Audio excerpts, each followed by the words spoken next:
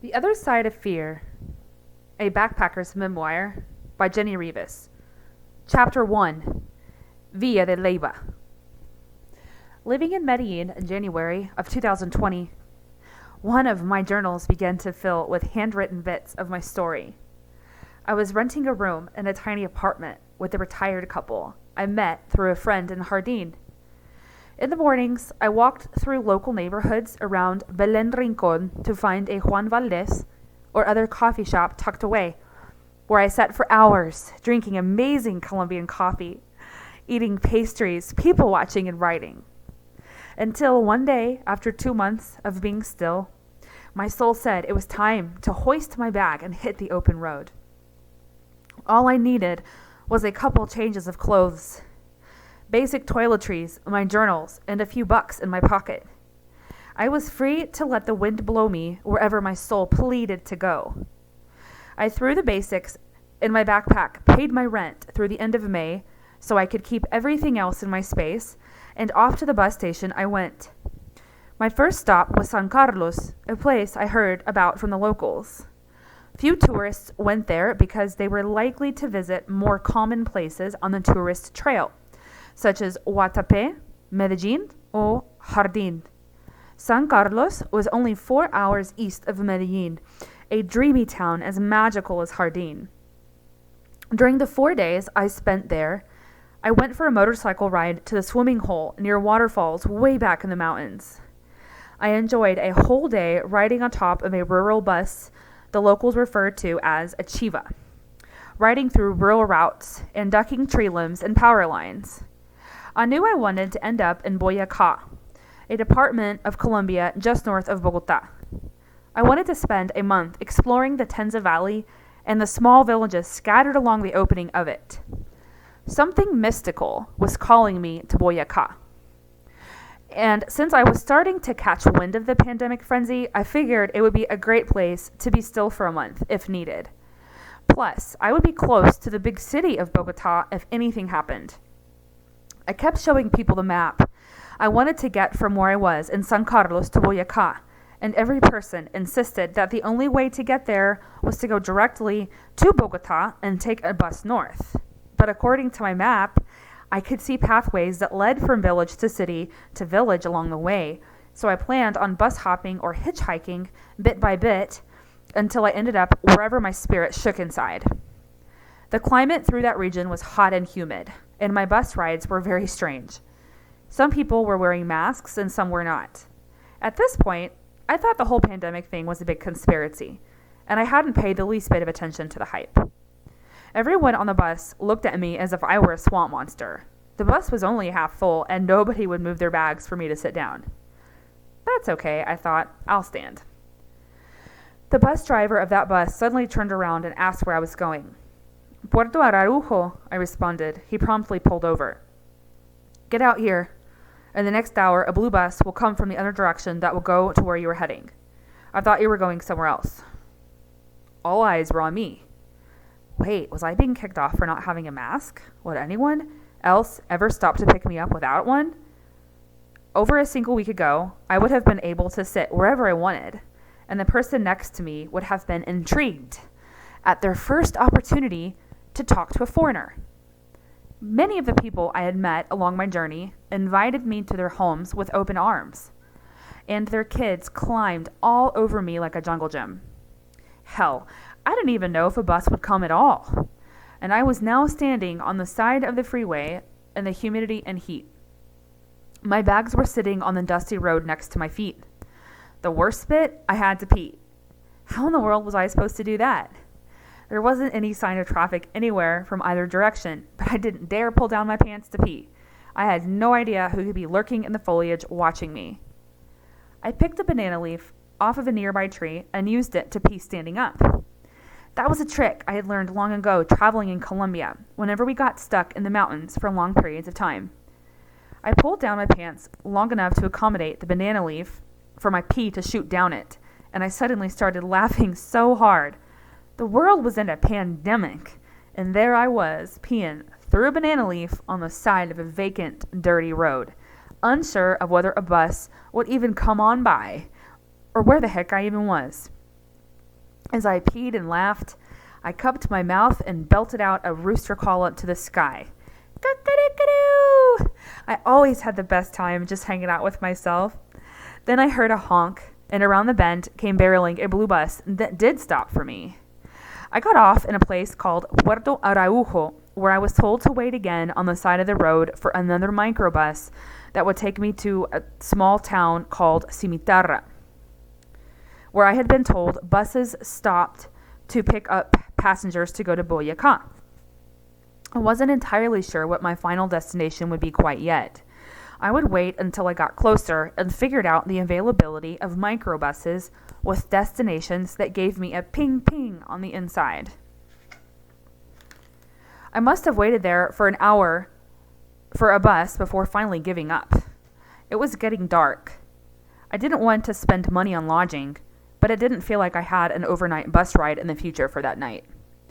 I was hot and so hungry, not having eaten since the sun came up when I bought homemade bread from a little lady selling food out of her basket. The climate was stifling hot at 110 degrees Fahrenheit, although I was prepared to sleep in a hammock somewhere outside in the heat. I felt dust caked over my lips, lining the inside of my mouth and throat, but I hoisted my bag on my back and set out on foot in the direction of the town's main streets, hoping to find lodging somewhere with running water where I could at least take a shower. This village was tiny, and I was certain I was the first foreigner the locals had ever seen. My tattered tennis shoes left tracks behind along the sandy path that led me into town. I saw one broken sign with enough letters for me to read it, that it was lodging, but when I peeked inside, the one dim light in the hallway exposed old, open, vacant rooms with stained mattresses and dirty floors. A toothless old woman in a bright purple skirt waddled around the corner, clenching a broom in her hand, and I think we startled each other equally. Hospedaje? I asked. I only understood enough bits and pieces to put together that there was no running water there. I gifted her a grin and a no gracias and carried on my way. Her neighbor, who was out, pretending to sweep her porch, was kind enough to tell me that if I was looking for a night's stay somewhere, there was one hotel in town a few blocks ahead by the main plaza. I later learned that this village's population was 1,260 people, which is why the local people stepped outside their tiny houses to see me up close. I can't imagine how foreign I must have looked to them. Children watched, wide-eyed, peeking around buildings and fixtures. I was relieved to find a place with a room available that had a shower and an AC unit in the wall. As a rule, I don't drink any liquid when I go on long bus hopping trips, because I never know if I will have access to a bathroom or a safe place to pee without one. I made note to suck down at least a half a gallon of water that night to hydrate my body and pee overnight while I had access to the bathroom and connected to my room. The only bus out of town was the next morning at 5 a.m. It was going to be a short night. I wandered out to find a hot meal and some water. The main plaza was about 50 meters square, with 2 benches and a chipped statue in the middle. Around the plaza, I found a small grocery store, a hardware store, and one restaurant. At the restaurant, all that was left for sale was a bowl of beans with avocados and fried plantains topped off with a bottomless glass of fresh mango juice for the price of one whopping US dollar. I don't know if it was because of my insatiable thirst or because the lady in the kitchen did something different, but of all the mango juices I tasted in 6 countries across South America, that was the best I had ever had. I sucked down glasses until I felt like my belly would pop and chuckled to myself thinking of the scene in Forrest Gump when he drank 40 Cokes at that banquet right before he met the president. I enjoyed them so much that I didn't care that the other people in the restaurant were all staring at me and whispering. I was used to being stared at everywhere I went. The young girl giving me table service was very pregnant, and I thought to myself, and the population's about to be 1,261. I found out later from a Colombian local that they may not have been whispering about me because I was different, but in disbelief that I had wandered in there by myself. The area was still considered a hot spot in regard to guerrilla warfare and violence from rebel groups. I never did verify whether that was true, but it didn't matter. I figured there was a reason I passed through there, and I made it out on the bus at 5 a.m. the next morning. I was going to get off in a town called Chinquinquirá, but the bus driver talked me into going to a town called Villa de Leyva. It was only 2 hours further, but he was happy to take me that far for no extra charge. He was persistent that I needed to see it, and since I didn't have a set plan, I was open to the suggestion. When I got out of the bus terminal in Villa de Leyva, I immediately noticed a huge energy shift. I was getting dirty looks from all around me. I was not welcome there. It was an obvious, unquestionable repulsion. People's eyes were glaring at me over their masks. Everyone had on a face mask. I did not, nor did I have any clue where to find one. There was a group of Germans standing outside of the terminal talking.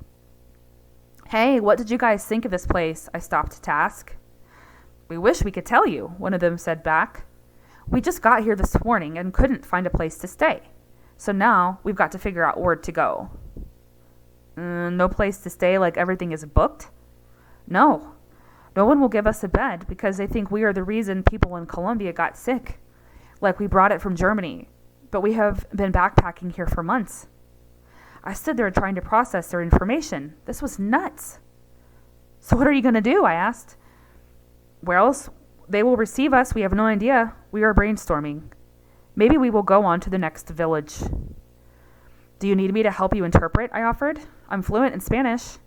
No, we can figure it out on our own, thank you. Blessings to you." We blew each other kisses and carried on. As I walked closer to town, I noticed worried people scurrying by me, people whispering and staring. There weren't many people out, and above all, there was a heavy quiet. When I reached it, I learned that Villa de Leyva has the biggest main plaza of any place in Colombia. Not only was I shocked at the vastness of it, but even more so at how empty and quiet it was. It was still daylight out. The bright blue, cloudless sky seemed like it had chosen the wrong day to make its appearance. I would have never matched it to this day or the weight that was growing in the pit of my stomach. I walked up and down the streets, knocking on doors that had lodging signs. Most people didn't even open their doors, and it seemed as though I was wandering the streets of a ghost town. Occasionally, someone would come to the window to see who was knocking, but when they saw I was a foreigner, they waved me away, not accepting foreigners. Many of them had signs on their doors saying just that. No, I knew I had a better chance of finding something than the group of friends traveling together. I figured that even if I didn't find an official bed at a place to pay for a night's stay, I could sleep on a bench in the park with the stray dogs to keep me company. I had done that often in Jardín to ward off the loneliness during sleepless nights. I walked to the end of a long street, intending to turn the corner to walk the street that paralleled the park, when I saw a sign poking out that said, "Hospedaje." When I got closer to knock, I discovered that there were 2 sets of wooden doors, a big one for grown people and a small one for children or big dogs to go through. The small door was open and someone was there. I knocked. Silence. I knocked harder. Silence. I chose to duck into that small space and let myself into the building. The reception area was absolutely beautiful, and there were vacant rooms with bunk beds and elegant features all around the area. There were paintings from local artists hanging on the walls, hand-carved wooden fixtures, and potted plants hanging in perfect spots. I could faintly smell cleaner in the area, which told me that the person attending hadn't heard me because she was somewhere cleaning, probably mopping. "Hola, buenas tardes, disculpa," I shouted down the hallway. Nothing. I stepped closer to the hallway, cupped my mouth, and yelled again. I finally heard the shuffle of someone's uneven footsteps, and out hobbled a plump elderly woman holding a mop. She stared at me wide-eyed from all the way down the hall, clearly with no intention of coming any closer. "Do you have a place to stay? How much per night?" She silently stared back with hesitation. Fear sprawled all over her face. She started to slowly shake her head. "No foreigners. They just released a new mandate. I think it's fines or time in jail for housing foreigners illegally, and I can't risk that. I have a special needs son that requires my full-time care." "Señora, can you show me a printout of the mandate?" I knew she had to have one. I knew that upon releasing it, officials had most likely delivered a printout of it by hand to every doorstep. She was not eager to comply, and she didn't want to take me in. I wanted to find a way to show her that by housing me, she wasn't housing me illegally. I had done nothing illegal. All of this was illogical. She started to interrogate me. Where are you from? How long have you been in Colombia? Why are you traveling alone? Where were you before arriving at this village? The questions kept raining down on me. I could not tell her that I had been through several places, lollygagging about on my adventure. I told her I was renting a room in Medellin with a retired couple and had been since January. And before that, I rented a room in Jardín for 2 months. I had valid contact information and addresses for both of my places. I showed her the stamp on my passport from where I entered Colombia way back in November. I have one room only for you and only for a night or two. Understand? Yes! I wondered which of these open rooms around the reception she would put me in. But instead, she led me down the hallway, past the kitchen, and onto the back patio. There was another patio along the side fence with 3 rooms that stood apart from the house. She opened one of the doors to a luxurious room with a queen-sized bed, fancy blankets, a dresser, and a private bathroom. This is all I have. It's a very nice space, as you can see, brand new and clean. 50,000 pesos per night. Oh, that was way too expensive. When backpacking, I never paid more than 15,000 to 20,000 pesos per night for a bunk bed in a simple hostel with a shared bathroom. I had definitely not budgeted for that. Señora, that is way too expensive. Why can I not pay half of that for a bunk bed inside of reception? Those rooms outside would also be cold at night and had no heaters. You cannot be close to the reception in case the police come by, she curtly stated. They make several rounds a day to random places to see if people are hiding tourists. Jesus, was I now part of the Underground Railroad system? None of this felt good. For that price, I will include breakfast in the morning. You can find something better, please go look. This lady knew I had nowhere else to go. However, if I left, I risked not finding another place, and if I came back here, she may not open her door for me again. Not that she had in the first place. The next day I can catch a bus to take me to the next town, I thought. I paid her for a night, dropped my stuff, and went to find something to eat. There were some businesses open, with vendors inside, beckoning me to come in. I was the only person wandering the streets. The prices were extremely expensive. People desperate to make what they could while they could. Out of all the vendors who were trying to flag me into their shops, I chose the one who had an aura of kindness around him, quietly standing in the doorway of his place with his hands tucked in his pockets. When our eyes met, he gave me a sincere smile. Do you sell food? Threw out of my mouth without even intending it to. He looked up at the vacant spot where stains gave evidence of a sign that used to hang there, and then said, We had to remove the signs since we have been so slow the past few weeks. We are going to shut our doors by the end of the week. How did you know that I sell food? He led me into the dining area and made me pollo ajiaco, one of my favorite dishes that I had tried every single place it was offered, so that I could compare how it differed in different regions. I was intrigued to try it made from his hands, though, since he was from Venezuela. We visited for a long time over our soup, and I found out that he, his wife, and 4 kids had fled the crisis from Venezuela 2 years ago. I just lost my place. And used every last penny of what they had to start this restaurant. And now they were going to lose everything because of this economic crisis from the pandemic. But we are still so happy, he said. We Venezuelan people have suffered so much tragedy already. These hard times will seem like a joke to us, and we will overcome everything because of what we have already survived. The resilience of these people never ceased to impact my life in every place I went. His wife joined us. You know they enforced a strict curfew effective tonight at 9 p.m., she asked me. Do not get caught outside between 9 p.m. and 6 a.m. or they will fine you very big. They're looking for every possible way to exploit tourists, and the media is creating all kinds of fear that white foreigners are responsible for this whole pandemic. Be very careful. Always look around you. We know what it is like to be an unwanted foreigner. We can't imagine doing it alone like you. You are welcome here, and if we can help, please message me. take my number." Her words told me what my intuition already knew. Something much worse was on the way. I felt the ominous presence of a big monster, a new monster, one I hadn't ever seen. I had slayed so many monsters, but it was time to be brave. I had reached level 1000 of Zelda. She continued, "As a matter of fact, I have a friend who is also here alone. I feel like you need to meet her. I'm going to give you her number and send her yours. Who knows how long you might be here?" Who knows how long I might be here? I was catching a bus out the next morning. I didn't like the vibe of this place or anything happening in it at all. I was okay to be stuck somewhere for a week or two, even a month, somewhere I felt good, somewhere I could happily write. More than ever, I felt the urgency to continue working on the story I had begun to patch together from handwritten pieces. I just wanted to write. Pages stuck together. I explored the streets a bit more on foot, so thankful for a full tummy.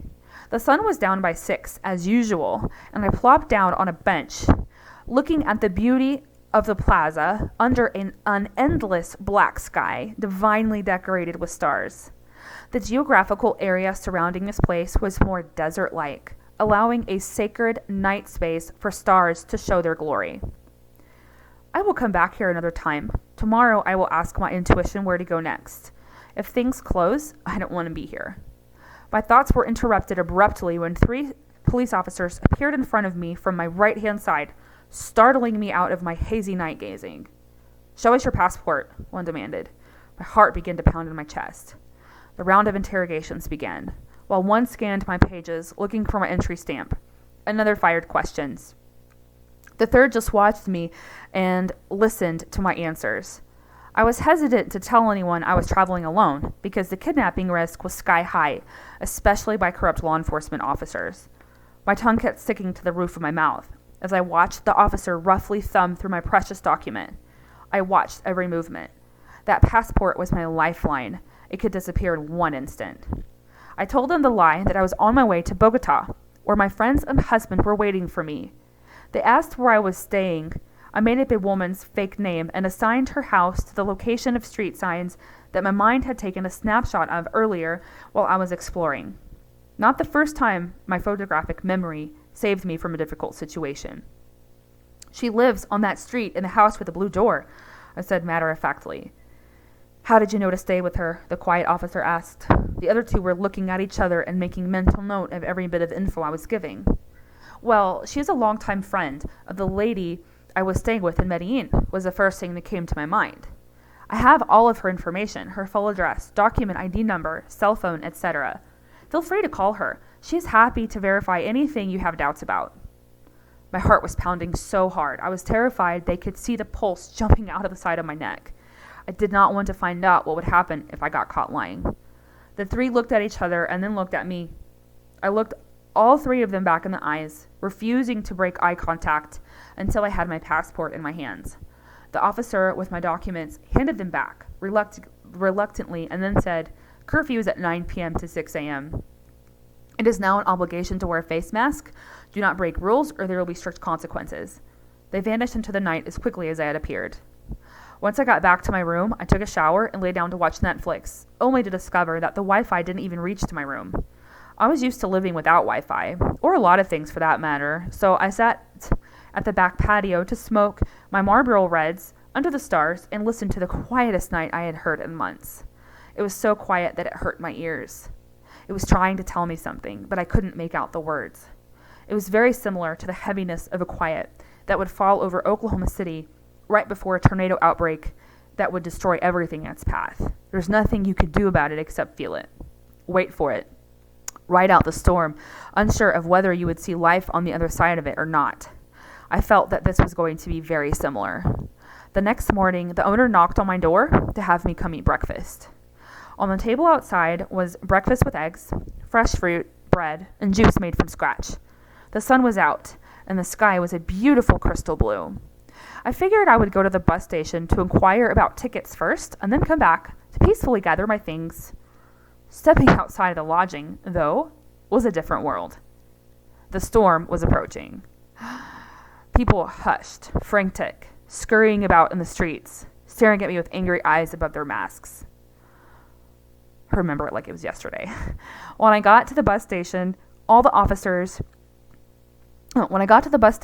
doors were closed, and I was stopped by 2 police officers outside the front door. They requested my documents and started the interrogation. Finally, they told me, "Bus station's closed. No transport will run until after April 12th. April 12th! It was March 23rd. That was almost 3 weeks. I could not pay the price this lady was charging for a room for that long. Quarantine was in effect at midnight. The president had mandated a 19-day lockdown. I remember it like it was yesterday. 19-day lockdown to be in effect starting at midnight. I would be allowed out for 1 hour in the morning every other day according to the last digit of my passport number. Any foreigners who violated the mandate would be subjected to an expensive fine or face time in Colombian jail. We had 1 full day left of freedom, and I was standing in it.